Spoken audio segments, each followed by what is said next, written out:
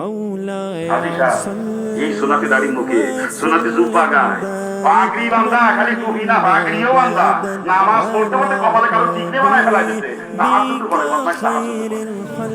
সব দোকানে বইয়ে গপ্প দেয় আর করতে দেরি হয়ে গেছে কিন্তু তাহাজ্জুদ বেশি করতে পারি মাত্র 4 রাকাত পড়েছি। এটা খালি ঘুরিয়ে যাচ্ছে কর্ম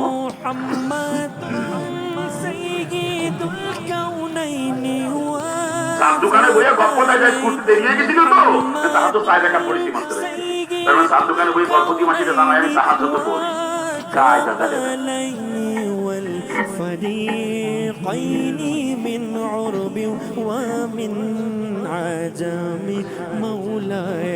صل وسلم دائما আবার আদিশের দোকানে লো বাবা কিসের দোকান গার্মেন্টস কিসের গার্মেন্টস সোয়েটার কিসের সোয়েটার একটা কিসের টাকা কালি কম দিতে অথবা বঙ্গবাজার 300 টাকা কিসে পাই আছে 300 টাকা দোকান মধ্যে এসে পৌঁছাতে 10 টাকা খরচ দিতে কত হইল 310 বেশ তো 550 টাকা আর এর কিনা দামি দিয়ে দিলাম কিছু দেয় না এর কিনা দামি দিয়ে দিলাম কি কয় না এমন কাটার ভাব করে কয় মনে হয় আরো 200 টাকা দিয়ে আসি বল কি কথা ঠিক না এ জোরে কাট যে মিথ্যে কথা বলে মাল বিক্রি করে যে টাকা কামাই করে ওই টাকা খাওয়া শুরু করতে পারবে কোনো পার্থক্য নাই কথা ঠিক জোরে বলেন ঠিক কিনা সবথেকে বড় কথা এটা মিথ্যে কথা বলে একটা কবিরা গুনাহ আর একটা কবিরা গুনাহ একেবারে নিম্নতম সাজা সাজার মধ্যে জাহান্নাম চিৎকারতে পারো নাউজুবিল্লাহ যে কোসর কইছে তোর তাহাজ্জুদ তুই কোসর কয় এ বাবা তো তাহাজ্জুদ না তো নামাজ বন্দামি তো সুবা দাও টুপি দাড়ি সব বন্দামি তোর হজু বন্দামি ও বন্দামি বাদতে পারবাই তুই খাই হলো হারাম শুও তোর ব্যবসা উল্টো বাটা শুও খাইয়া তুই নামাজ পড়ো তাহাজ্জুদ পড়ো 22 টাকা তোর জুতোটা ভিটানোর কাম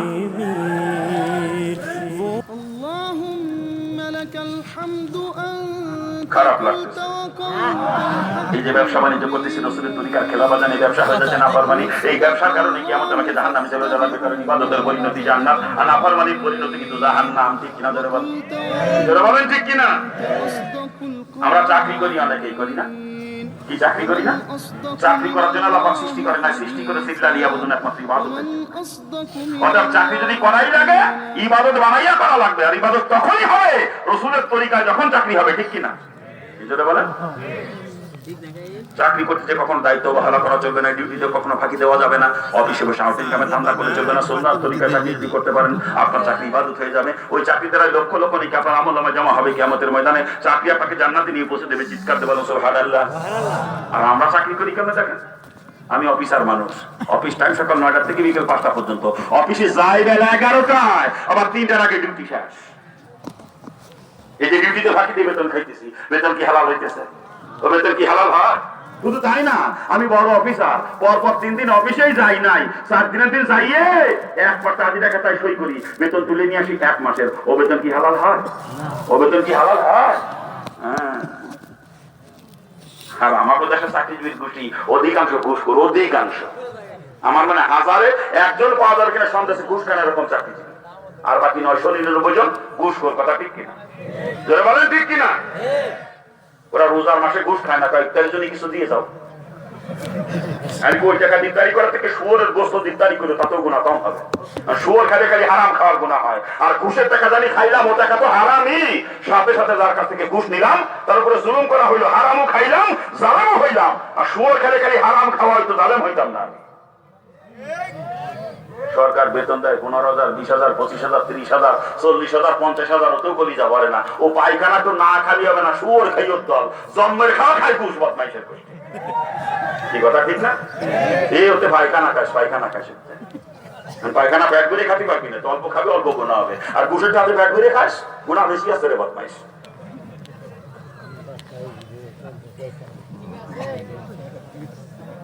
বাবা অফিসার বড় অফিসার সুন্নতি দাড়ির মুখে সুন্নতি জুব্বা গায়ে টুপি মাথায় অফিস করতেছে অফিসার জোহরের আজান হয়েছে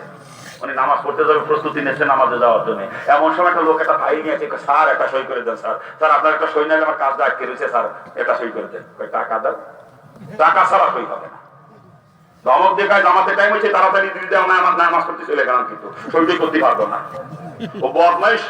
ঘুষ খাইও নামাজ পড়তে যাবে চিন্তা করে এই ঘুষখোর বদমাশ মসজিদের মসজিদ না পাক হয়, ওগুলো জুতো পিটা করে বাইর করে দেন মসজিদ থেকে, জুতো পিটা করে বাইর করে দেন। কোন সোর কয় করে নামাজ পড়তে, এই কোন সোর কয় করে নামাজ পড়তে তুই ঘুষখোর বদমাইশ? হ্যাঁ, নামাজ পড়ে কপাল কালো বানায় বেড়াই দিবি, কালো বানাবি কপাল। কসম খোদার তোর একটা সেজদা আমার আল্লাহ কবুল করবে না। ইবাদত করলে এক নম্বর শর্ত হালাল রুজি খাওয়া, হারাম খোরের কোন ইবাদত আল্লাহ কবুল করে না, ঠিক কিনা? জোরে বলেন ঠিক কিনা? কোসর কয় করে নামাজ পড়তে বদমাইশ ঘুষখোর বদমাইশ তুই নামাজ মারো, তোর নামাজ ভণ্ডামি, তোর টুপি দাড়ি দুপা সব ভণ্ডামি। ভণ্ডামি বাদ দে।